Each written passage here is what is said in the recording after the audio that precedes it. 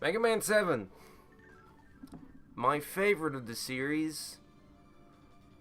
And partially it's due because of nostalgia. And because I have nostalgia for it, doesn't mean that I'm blinded. It certainly has its faults. And it certainly kind of... I had a picture of it in my head that I loved it. And then replaying it, that picture began to fade, and it showed its ugly side a little more. And you may wonder, why am I starting with the 7th? Why did I start with Persona 3? It doesn't matter, you know?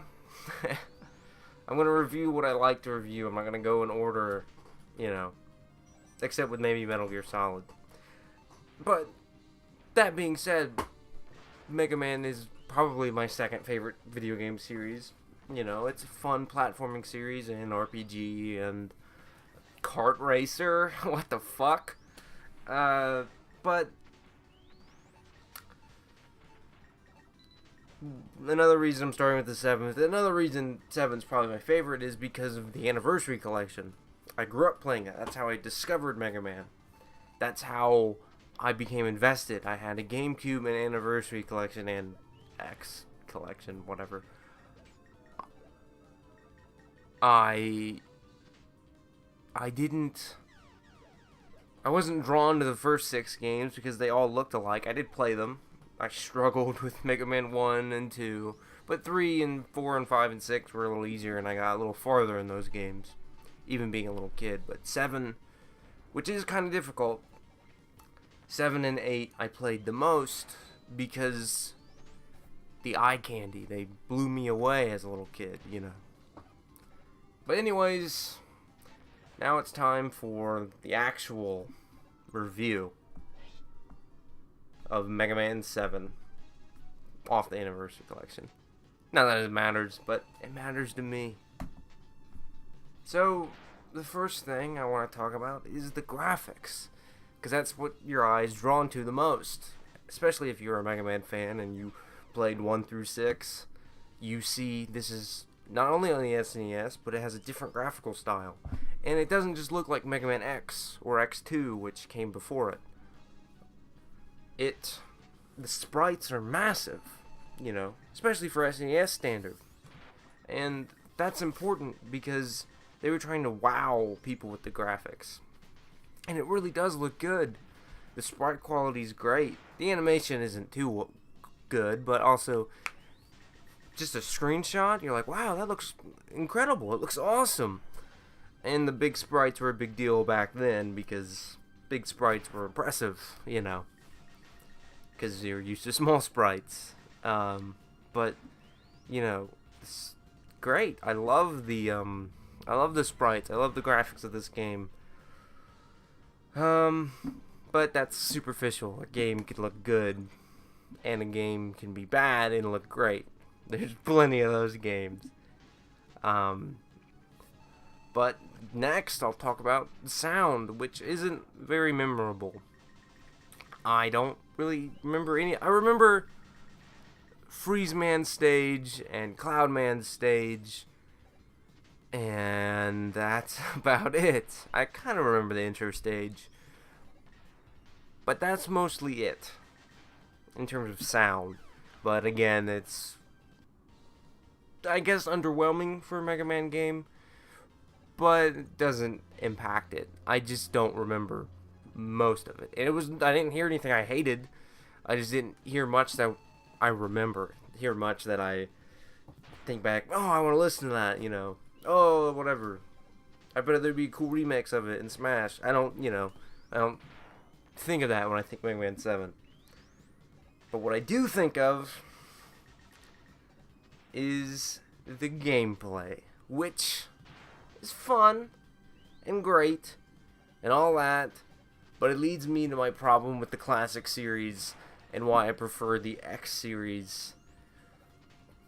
And it really isn't fair to judge the two, but the reason I like the X series more than the classic series is maneuverability. I feel like I'm a weighted baby in classic series, where in X I feel nimble and every mistake is mine, where in the classic series I feel the boss patterns and the boss speed is unfair. And it's unfair because I feel like I'm walking around like a bloated baby, I'm slow and all I can do is slide. I feel like I can't jump high. I feel like I'm not fast, And that's more of a classic series. That's not a Mega Man 7 problem. That's just my personal problem with the classic series. But it handles good throughout the stages. I never really had any issues with the stages, even though from time to time I miss a jump from undershooting it, or I never really overshot it, but I definitely undershoot it. And, ice physics, and there's really only one stage where ice physics affect you badly, or at all, and that's Freeze Man stage, but it's a short part where it affects you, and it's really only impactful if you're trying to go for all items. But, speaking of that, my frustrations with the game, control-wise, were gone when the rush adapter, which is pretty much the power adapter and jet adapter, I forget what they're called, from Mega Man 6, combined into one. You collect the R, U, S, and H circuit plates, as Proto Man puts it.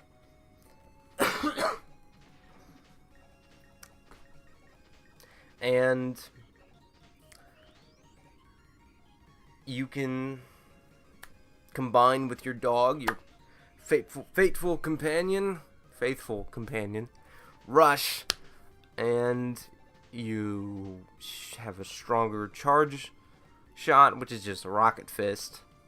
You have pretty much a double jump, but it's to an angle, which is kind of bad, but it still opens up the game way more, and I enjoyed playing the game and fighting the bosses with the rush adapter. I would not want to do most of the game without it. So I'll usually go and collect all the rush circuit plates, which you can do in the first 4 bosses after you defeat Freeze Man, which is why a lot of people go after Freeze Man, even if he's a miserable boss. But I go after all those, and I have a lot more fun. Another part of the gameplay that I find frustrating is the bosses. People say the bosses are very easy. And yes, they do reset their pattern after you hit them. And Cloudman is one of the easiest robot masters ever. But Burst Man having instant kill spikes at the top of his fucking arena will kill you time and time and time again. And once you get his pattern down, he's not too hard. You can dodge his bubbles. But the freeze shot doesn't get rid of the bubbles fast enough, so if you get trapped in one, you're dead. So I don't even use his weakness. And that, to me, is a crummy Robot Master. A Robot Master should always be easier with their weakness. That's just how Mega Man goes. If you want more challenge, you don't use it. But for Burst Man, it's completely opposite. And also, this game kind of lacks in non-linearity by restricting you to 4 Robot Masters to start with. I find that kind of lame, but for some reason they did that for 7 and 8. I'm not sure why. I don't see what the issue was with having all 8. It's not a fucking Game Boy game. Having all 8 there, or at first one only had 6. Having all 8 there is just more fun. There's more freedom. There's always going to be a boss order, but you can pick any boss you want in 1 through fucking 6, and 9 and 10, and if you count the 8-bit versions of 7 and 8. But I don't know. I find that lacking. Overall, my nostalgia led me to believe that this game was awesome, and it's my favorite of the classic series. It still is, but replaying it, there's a lot more frustration than I remember. And I'm not a kid anymore. I have shit I have to do every day, you know? So I don't have all the time in the world to be frustrated by a game and beat it and have enjoyment. I still like challenging games, but when it's to a point of frustration and a point of luck, dare I say, it's not fun to me anymore. And getting the rush adapter makes the game 10 times enjoyable for me. And if the rush adapter wasn't in this game, I would probably hate it. But the rush adapter is fun, finding all the items is fun, and with the introduction of the shop, which they don't explain to you in-game, but internet, so there's no excuse to cry about that anymore. We have the internet. You can buy the items, or you can find them throughout the stages, which I find interesting, find great. And the item, you get bolts from enemies, and you can buy sub-tanks, energy tanks, items. It's great, it's fun. In conclusion, Mega Man 7 is still my favorite Mega Man game. Classic series Mega Man game. Not my favorite Mega Man game of all time. I enjoy the graphics. I love the graphics. I love the Robot Master stages. They're fun to play. The controls are a little wonky, but that could be because of the Anniversary Collection. Because they fucked up shit in Mega Man 8, I know for a fact. So maybe Mega Man 7 isn't as pristine, as fluid as it should be. But getting the rush adapter makes it way more enjoyable. And it's just fun to play. It's a fun Mega Man game. It's not as challenging as Mega Man 1 or even Mega Man 2. It's right around Mega Man 3, 4, 5, and 6 levels of difficulty. 6 is actually pretty easy, but 4, 5, actually 4 and 5 is pretty easy. It's around Mega Man 3, and Mega Man 3 is my favorite of the 8-bit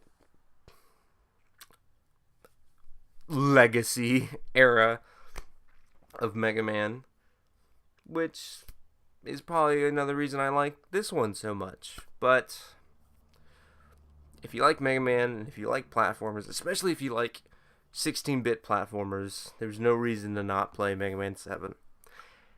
But if you find it frustrating, or you find the challenge unfair, or the control lacking, Mega Man X, X2, and X3 are 16-bit platformers with their own share of problems, but they do nail the controls down to a science.